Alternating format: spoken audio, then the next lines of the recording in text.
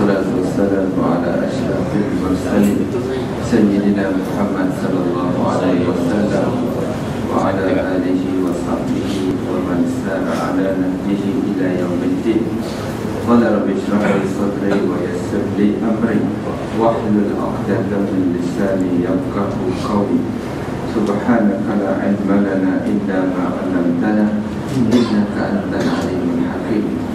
Wala hawla wala quwwata illa billahil 'aliyyil 'azim.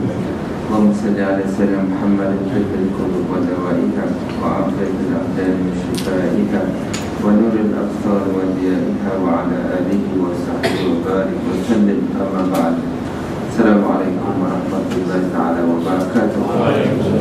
Alhamdulillah, syukur kita kepada Allah Subhanahu wa ta'ala yang menjadikan umur, yang diberikan kita kesihatan, kekuatan, petunjuk dan hidayah, maka kita terus dapat melakukan amal ibadat.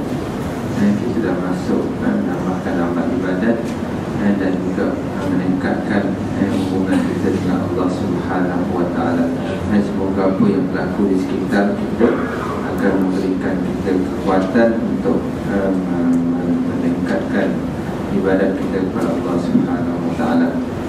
Jadi hari ini kita dah masuk hari yang ke-11 ini Syahri Muharram, Syahri Safar, bulan Safar, bulan Muharram, bulan Safar. Kita tak ingat supaya kita sentiasa ingat bulan Muharram, Safar. Kalau bulan masih jangan cerita, dah tahu dah hari ini hari Natal. Hari macam-macam. Nama tak orang Islam jangan sambut Natal pula. Nama tak pakai baju, dia kena tahu kenapa benda tu berlaku. Nama tak, bukan dia kepercayaan, bukan setakat kepercayaan dongeng, dia punya pegangan akidah.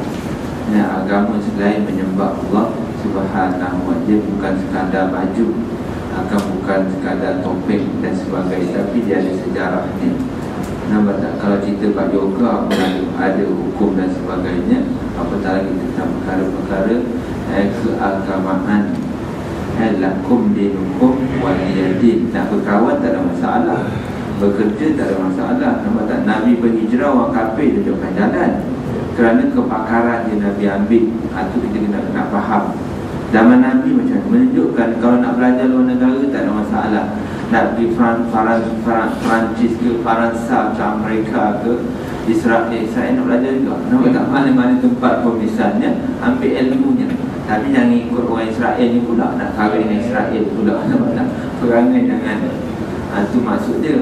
Jadi Nabi ambil siapa namanya Abdullah bin Uraykid kalau tak silap, yang pakar menunjukkan jalan.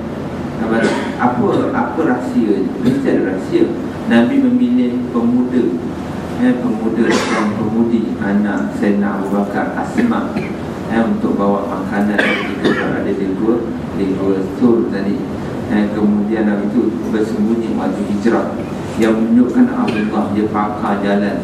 Nama tak? Jadi orang pakar jalan, orang kafir tak boleh baca jalan yang diikuti oleh Nabi sallallahu alaihi wasallam. Jawapannya boleh. Nama tak? Jadi lepas tu walaupun maksudnya kita mengambil kebaikan dia tak apa, tapi dari segi ibadatnya tak boleh. Duduk serumah tak apa, tapi tang semayang pula macam mana pula. Nampak tak? Tang makan babi pula. Nampak tak? Orang Cina dia serumah dengan orang Islam misalnya. Jadi bukan duduk dengan Melayu pun dengan orang Islam. Kadang-kadang orang Melayu tak betul juga, nama Melayu tapi tak semayang. Orang Cina semayang, dia tidur tak ada semayang subuh. Nampak tak?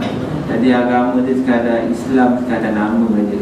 Jadi kita nak agama tu ada praktik dia. Innal ladina amanu wa amilu, beramal. Bila masuk dalam kubur kena tanya man rabbuka. Dia tak kata sekadar ma dinuka, siapakah agama kau, man rabbuka, siapa Tuhan. Jadi kalau kita tak beribadat, maksudnya kita tidak mengenal Tuhan, mengenal Allah Subhanahu wa ta'ala. Semalam orang mati, hari ni mati, 2-3 hari masuk berita nak jalan. Nampak tak? Itu sebab aja. Nampak? Dan tercatatnya macam tu. Minum air, lepas ni minum air pula yang mati. Dan sebagainya. Jadi tak tahu, masing-masing ikut jadi moga-moga kita bersedia sahaja. Itu ciri-ciri orang yang bertakwa. Ciri bertakwa artinya bersedia. Ciri bertakwa artinya beramal. Jadi makna takwa tu banyak. Bukan sekadar sebut ittaqillah wa bertakwa, tapi amalan kita tak ada daripada hari ke hari. Itu maksudnya kita perlu muhasabah. Jangan kita muhasabah tapi dia punya praktikal yang tak ada. Akhirnya kita ditipu oleh syaitan. Itu maksudnya. Tadi kita menyambung perbincangan hadis ni, kita dah baca cuma rentetan sambungan huraian dia. Yang ini berkaitan dengan Nabi menyampaikan khutbahnya daripada Sayyidina Jabir radhiyallahu ta'ala anhu khatabana bukan khatabana khutbah. Dia perkataan fi'il dia khatabah. Nabi berkhutbah. Nabi sallallahu alaihi wasallam berkhutbah kepada kami. Faqala, dan dia berkata, wahai manusia, tubu ila Allah, kembalilah kepada Allah qabla an tamutu, sebelum kamu mati. Kenapa diulang-ulang? Jadi cara pahaman berbeza. Kalau kita ada 10 orang, seorang tu orang kampung, seorang tu orang bandar, seorang tu belajar SRP, seorang tu belajar SPM, seorang tu ada BA, seorang tu ada master, seorang ada PhD. Jadi berbeza cara pahaman. Bila dia faham, kalau orang tu ahli agama, dia faham, oh mati tu macam ni, mati tu ada soal, mati tu ada penyiksaan, mati tu ada sesaan, mati tu menggerunkan, mati tu maksudnya perpindahan kekal sampai bila-bila. Mati artinya tiada peluang untuk beribadat. Mati tu satu penghinaan kepada orang kafir dan kemuliaan kepada orang yang bertakwa. Itu maksud dia. Jadi bila baca tu qabla an tamutu, sebelum kamu sebelum kamu mati. Maksudnya apa? Cara pahaman tu berbeza. Orang muda faham, dia tak buat tak kisah. Orang tua faham, lagi buat tak kisah. Kadang-kadang macam tu juga. Kadang-kadang tidak. Jadi perbezaan. Jadi ayat tu bahasa Arab kekuatan dia macam tu. Wahai manusia, kembalilah kamu. Tubuh maknanya tarjih tu, inabah, kembali. Kemudian seterusnya wabadiru bil a'mal, berserulah kamu beramal salih yang baik qabla an tushghalu, sebelum kamu disibukkan. Jadi kalau ada amalan baik kita kena buat. Kita dah rancang nak sembahyang malam misalnya, setahun lepas nak sembahyang malam, sembahyang sunat, tak tangguh apa, tangguh juga dah setahun dah masuk bulan Safar dah. Nampak tak? Tangguh nak belajar puasa sunat hari Senin Khamis misalnya, ataupun sebulan sekali nak puasa Senin sahaja. Ingatkan hari Senin Nabi dilahirkan contohnya. Ataupun amalan kita setengah riwayat diangkatkan oleh Allah hari Senin dan hari Khamis, kan banyak ada punya. Ataupun hari Senin Khamis, di mana hari Senin disebutkan azab kepada siapa?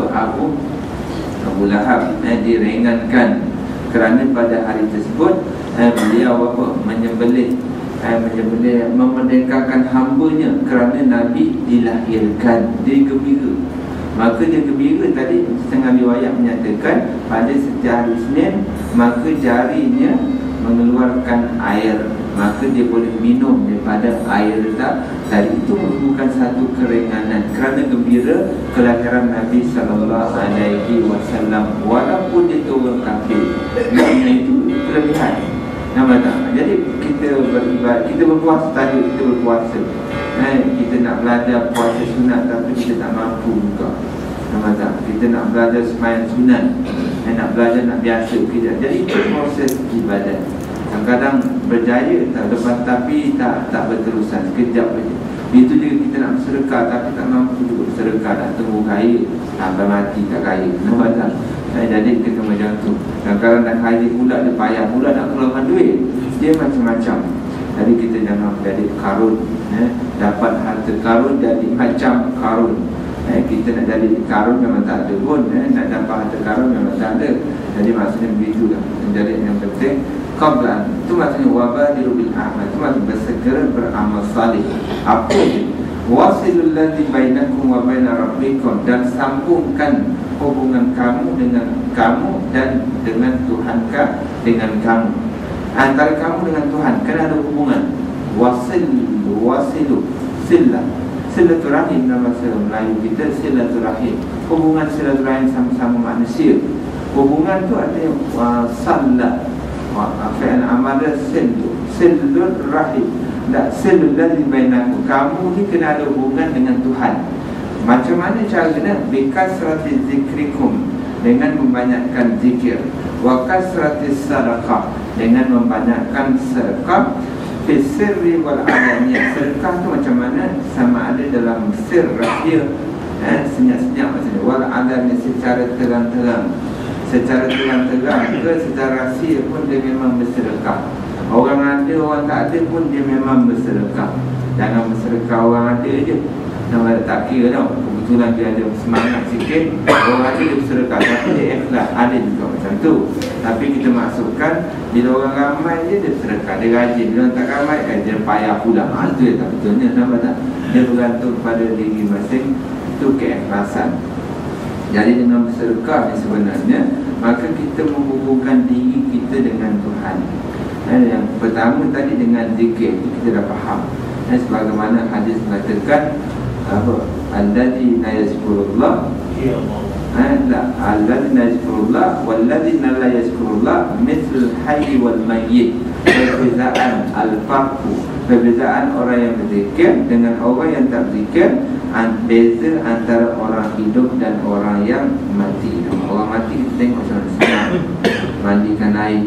Nama tak mati, dulu waktu hidup macam mana begini, bila dah mati senyap macam tu lah. Jadi orang yang berzikir dia hidup macam kita ni.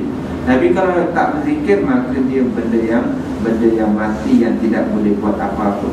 Jadi di sini nyatakan banyakkan zikir menghubungkan kamu dengan Tuhan, dan untuk membanyakkan sedekah, nescaya kamu akan turzaku, diberikan rezeki, watun saru, dan diberikan pertolongan, watun jbaru, artinya diberikan perlindungan oleh Allah Subhanahu wa ta'ala. Jadi menerusi hadis ini tadi, maka sambungannya yang dikatakan qala Imam rahimahullah, Imam Taha Abdullah Al-Afiqi rahimahullah wa nafa'ana bihi fid dunya wal akhirah.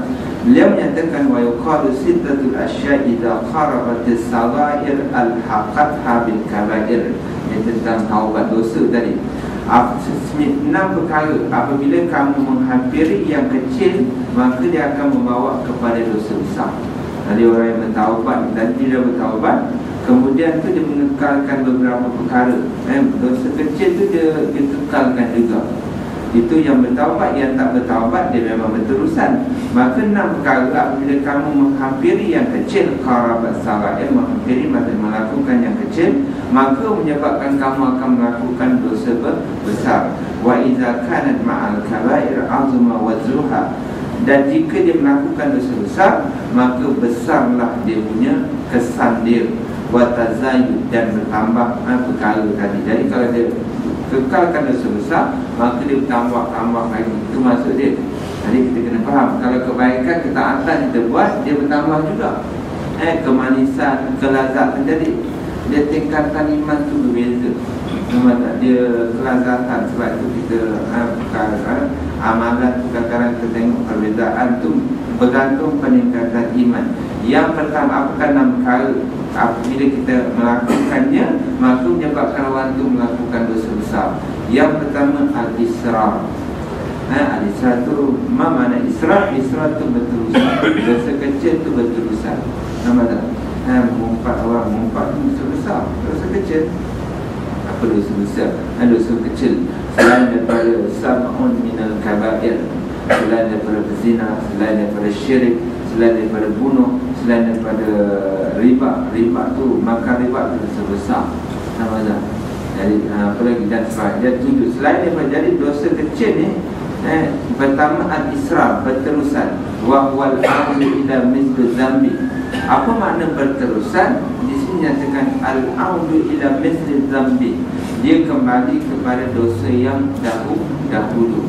Walidzalik qila, sebab itu Nabi bersabda, dikatakan la saghirata ma'al israr, tidak dianggap dosa kecil kalau dilakukan secara berterusan. Dosa kecil tapi berterusan, jawapannya dia akan menjadi dosa besar. Lawannya pula la kabirata ma'al istighfar, tidak menjadi dosa besar kalau dia istighfar. Maksudnya minta ampun. Walaupun dosa besar tapi ada istighfar, dia akan diampunkan oleh Allah. Tapi kalau dosa kecil berterusan, dia akan menjadi dosa besar. Nampak tak? Artinya kita jangan memandang ringan terhadap dosa kecil tetapi berterusan. Lama-lama kita tidak akan menganggap dia itu sebagai satu dosa. Walaisal murad bi al-istighfar al-kadzabin, bukan dimaksudkan istighfar orang yang berdusta. Jadi maksud dia di sini jangan kita menjadi orang yang istighfar, tapi istighfar dia kadzab bil lisan. Nampak tadi astagfirullahaladzim, astagfirullahaladzim, taubatlah. Nampak tu bertaubat tapi amalan buruk dibuat juga. Nampak tak? Jadi kadzab bil lisan, dusta dengan lidah, hati dibuat juga. Nampak tak? Dia konsisten dalam melakukan dosa dan maksiat. Itu kita kena faham. Sebab tu syaitan terbijak. Kadang-kadang orang tu tahu dosa, dia istighfar, Allah ampunkan. Syaitan tu dia jinak-jinakkan. Tak apa, Allah mengampun. Oh, satu dosa, tambah dua dosa lagi. Nampak tak? Tambah tiga. Dia jadi syaitan terbijak. Nampak tak? Tengok keadaan orang dulu kat pejabat macam mana pula. Dari segi masalah dia berhubung dengan sama-sama penjawatnya, sama-sama stafnya, ataupun sama-sama dia punya klien dia, ataupun sama-sama hubungan lelaki dan perempuan, dia bertentu bergantung diri masing-masing. Kalau dia jadi bos pula, sama daripada asisten dia, SEO dia, ataupun orang yang melibatkan perdagangan, perniagaan, melibatkan bersama jadi barangan, jadi benda-benda itu bergantung keadaan posisi masing-masing, berkaitan dengan berterusan melakukan dosa. Jadi benda itu bergantung keadaan kita masing-masing. Jangan kita istighfar tapi beristighfar dengan lidah, tapi hati kita tetap ingin melakukan dosa. Itu maksudnya istighfar kadzab, minta ampun tapi dia seorang yang berdusta. Wa innamal al-murad at-taubah, tapi yang dimaksudkan dengan istighfar iaitu at-taubah.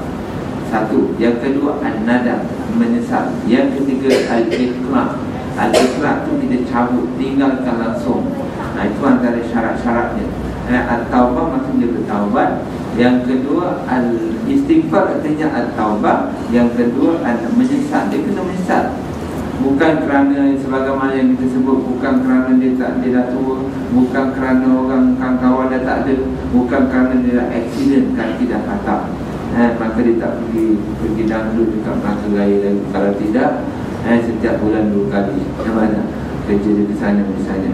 Jadi dia menyesal. Yang ketiga al-iqla', dia tinggalkan langsung. Aku tak mau pergi lagi, walaupun kawan aku tak mau kat ladang lagi, ada aku. Jadi segala itu maksudnya al-iqla'. Kalau kita pakai baju tu, buku baju, hal bermakna khil'a, cabut. Wal iltija', kemudian yang keempat, iltija' maksudnya kembali kepada Allah bil qalbi, dengan hati dia. Nampak kita kembali kepada Allah, menyesal dan sebagainya. Jadi itu antara beberapa perkara asal, 4 perkara yang perlu ditawab bila seseorang itu istighfar. Wa yuqalu afatul isra' ala sarai' al-wuqu' fil kabair. Kemudian yang kedua, itu yang pertama. Yang pertama dia berterusan melakukan dosa. Yang kedua an yastasghira yastasghira al-dzamba, memperkecilkan dosa yang dibuat. Itu ciri orang munafik. Jadi kita jangan fikir macam tu. Sebab itu Nabi bersabda dalam hadis yang lain dinyatakan, ini hadis Nabi menyatakan sifat orang beriman, kita ni orang mukmin kau munafik. Hanya di kita. Di sini Nabi kata orang mukmin apabila dia melihat dosanya, maka dosanya seperti gunung. Dosa bila buat satu dosa, dia rasa dosa dia seperti gunung yang nak menghempak dia. Dia takut gunung tu nak menghempak dia. Pergi kat Bandung, hotel Bandung 500 meter, nak takut gunung tu hempak kepala dia. Dia takut lah. Jadi dia tak duduk kat situ. Takut-takut. Macam itulah orang yang beriman bila dia buat dosa. Jadi gunung nampak dia nampak azab Allah, dia nampak takut, dia takut amalan tak terima, dia takut macam-macam.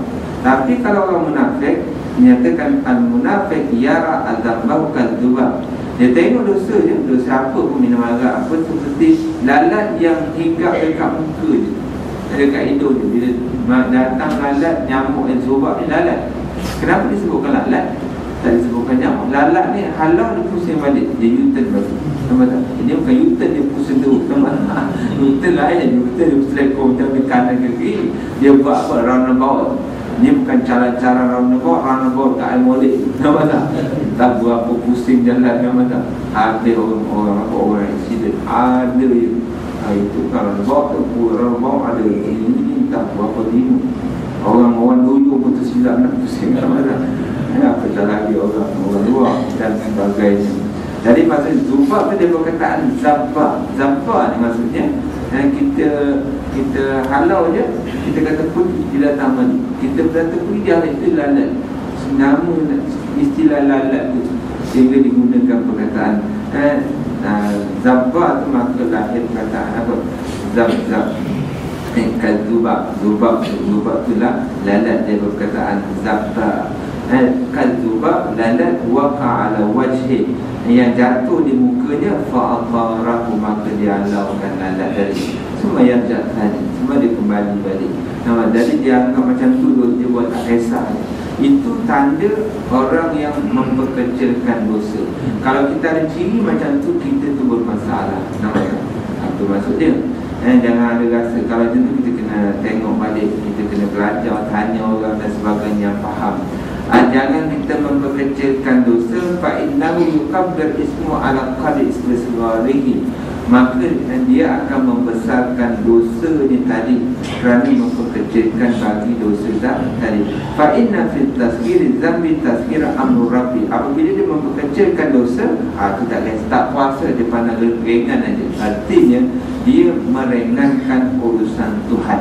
Maksudnya tasghir, memperkecilkan urusan Tuhan. Jadi dia sebut urusan Tuhan, dia aku nak sembahyang.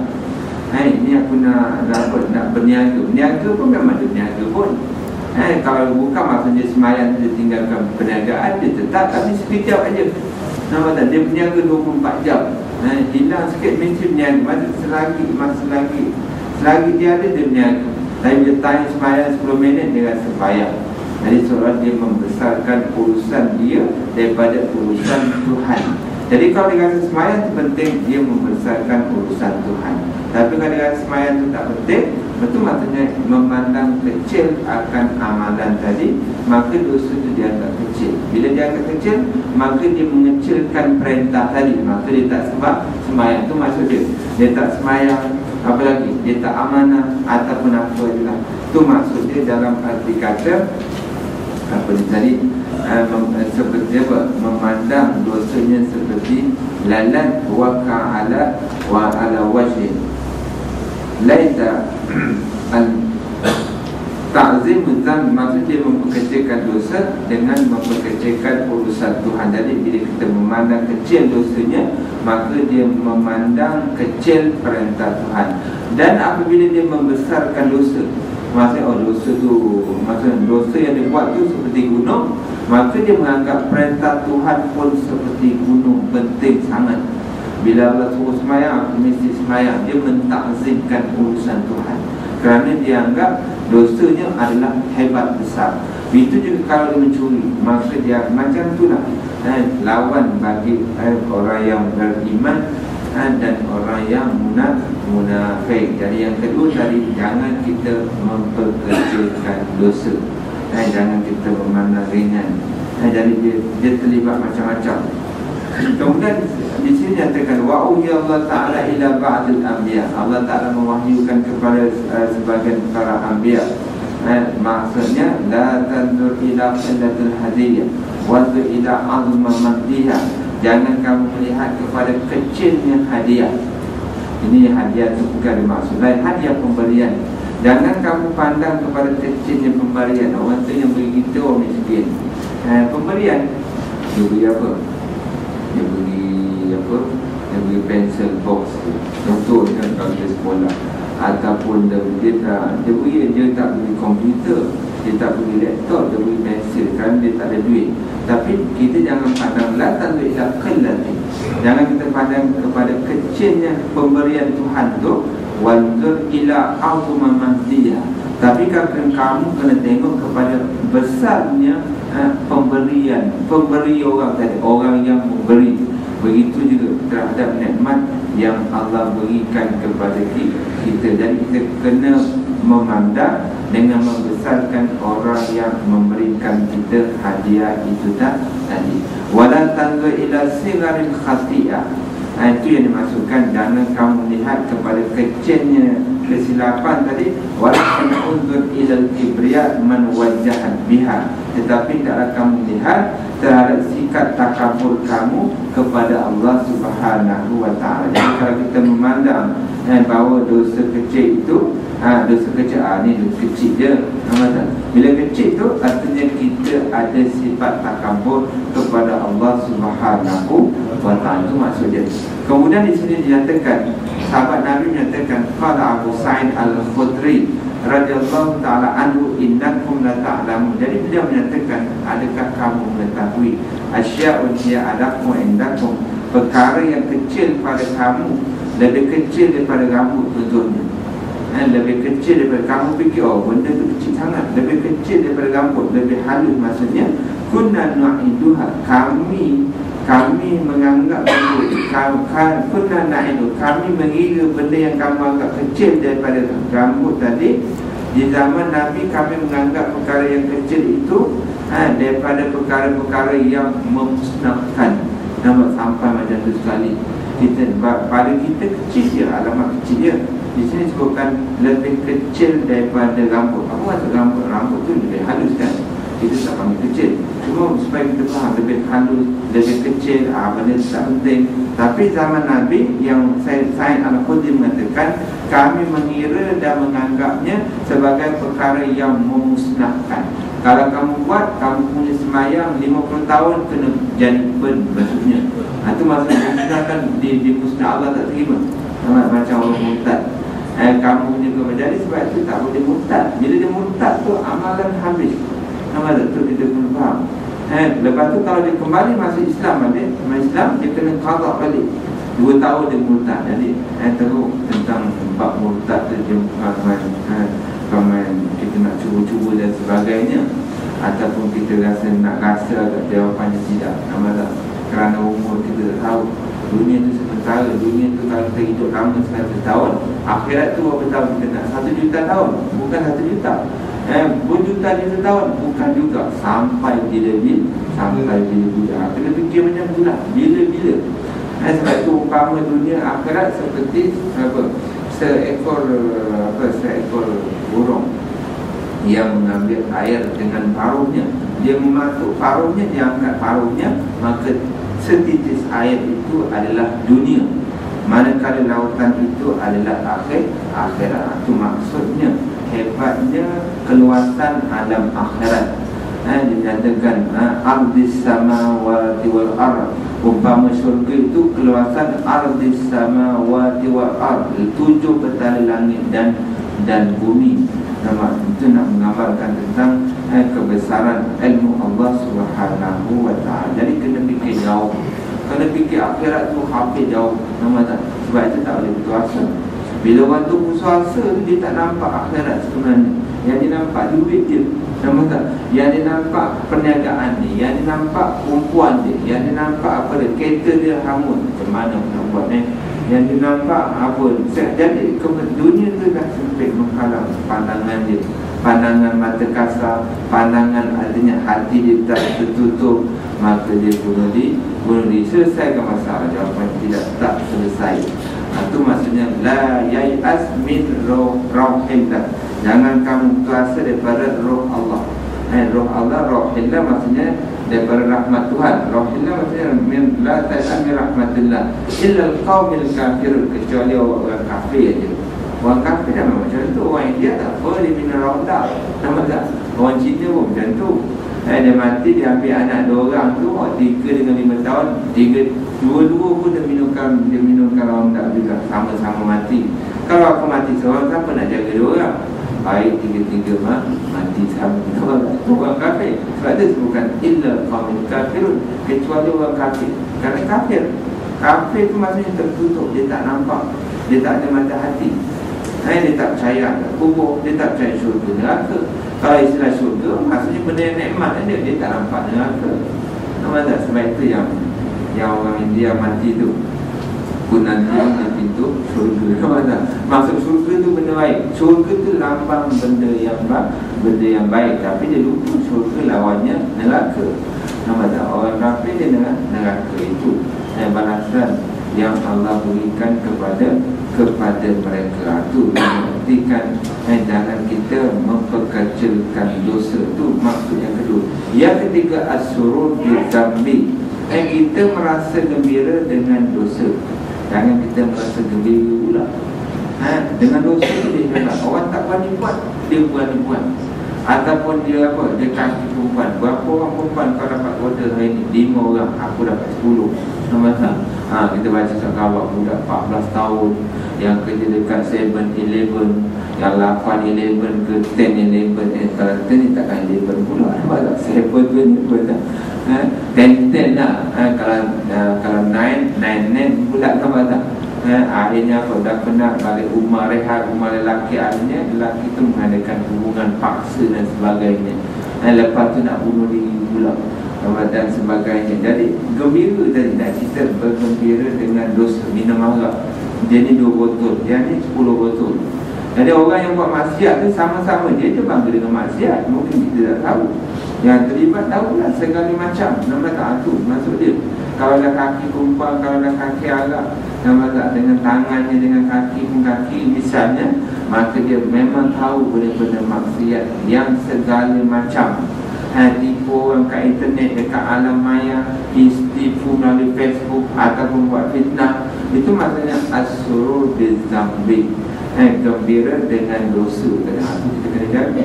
Sebab itu kalau dosa yang zaman tu Nabi sebut, dia punya dosanya berlipat kali ganda. Sebab apa? Kerana melalui IT tadi, walaupun Nabi tak sebut apa yang Nabi maksudkan dosa itu berlipat kali ganda. Jadi maksudnya Nabi seolah-olah dah tahu keadaan akhir zaman. Kalau melalui IT itu tadi, kalau kita letakkan, kita menulis benda yang tak elok ataupun buat fitnah, orang baca kita punya makalah, tulisan kita yang fitnah, maka dia copy, lepas tu dia pastekan kepada orang lain, ataupun orang lain ambil dekat melalui email misalnya, ataupun dia share kat Facebook, belum Twitter. Jadi berapa orang baca? Nampak tak? Dia pula ada downline lagi, ada berapa peminat dia misalnya, 2,000 baca. Seorang membaca fitnah tu berapa nilai dosanya? Katakan RM50 dosa, kalikan dengan 2,000. Nampak tak? Orang tu dah mati berterusan. Selagi kita tak deletekan balik. Nak deletekan dah tak boleh. Orang lain dah ambil, dia dah share kan benda maklumat. Jadi banyak. Itu dosa. Kalau kita buat benda baik, kita tulis Al-Quran, misalnya orang tu baca, lepas tu orang lain ambil pula kita punya tulisan tu, maka pahalanya berlipat kali kan. Jadi itu maksudnya diartikan dosa yang semakin hari semakin bertambah dan berkembang. Itu maksudnya as-surur bi-dzambi, jangan kita gembira dengan dosa. Jadi dengan dosa itu macam-macam cara, sama ada secara manual ataupun secara zaman sekarang, secara online. Nampak tak? Dosa juga kerana yang baca itu manusia melalui perantaraan IT dan sebagainya, tulisan dan sebagainya. As-surur bi-dzambi, fa inna qalba yusawwadu bi qadri al-farhi bi-dzambi. Sesungguhnya hati kita tertutup sebanyak mana gembira kita dengan dosa tadi. Kalau kita gembira buat dosa, maka 30% kegembiraan kita dengan dosa tadi, maka 30% hati kita itu tertutup. Kita masukkan fa inna qalba yaswaddu, maksudnya dihitamkan. Dia berkata aswad, hitam. Yauma tabyaddu wujuh wa taswaddu wujuh, pada hari apa? Yauma tabyad apa? Putih muka dan diputihkan apa? Dan yang kedua yauma taswad tabyad wa taswad, muka putih dan mukanya hitam. Putih bukan putih matahari. Nampak putih tu nak menggambarkan apa? Allah, nak menggambarkan dia tu orang yang bertakwa. Itu maksud dia. abu apa, apabila geraba warna hitam putih juga, nampak tak? Yaswad maksudnya mukanya hitam.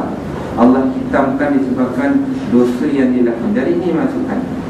Kalau kita gembira dengan dosa 30%, maka hati kita dihitamkan 30%. Maksudnya bila hati gelap, itu masa hati gelap. Jadi kita tak nampak kebenaran.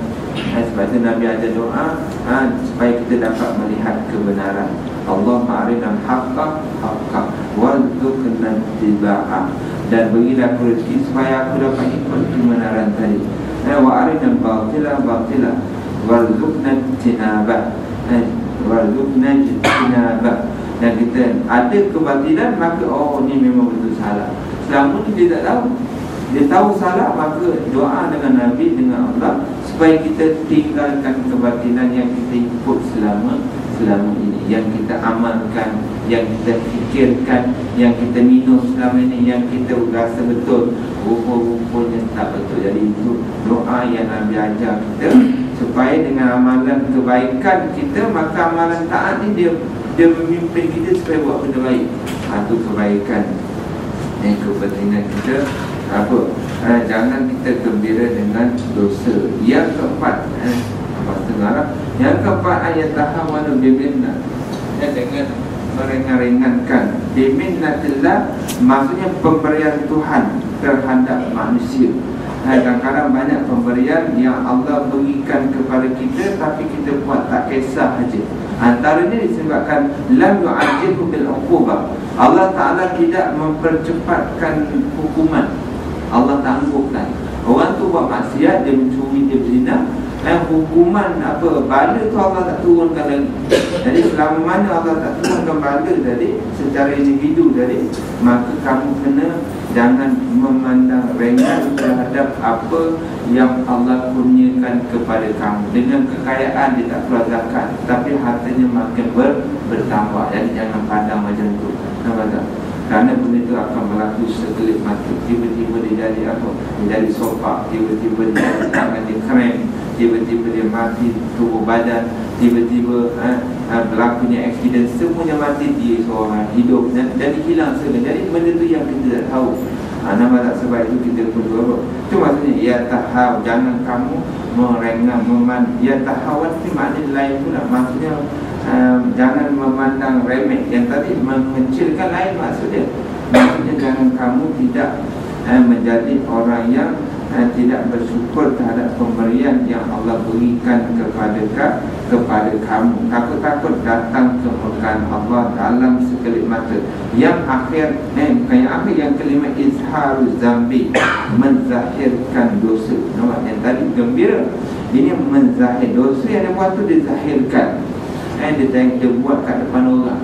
Dia orang tengok, ataupun dia supaya dipertontonkan dan sebagainya sebagai satu kebanggaan, seolah-olah bukan merupakan perkara haram. Ini akan menimbulkan takabburnya kepada Allah Subhanahu wa ta'ala. Itu kita kena faham. Dia akan termasuk dalam ayat yang mengatakan al-munafiqun wal munafiqat ba'duhum min ba'din.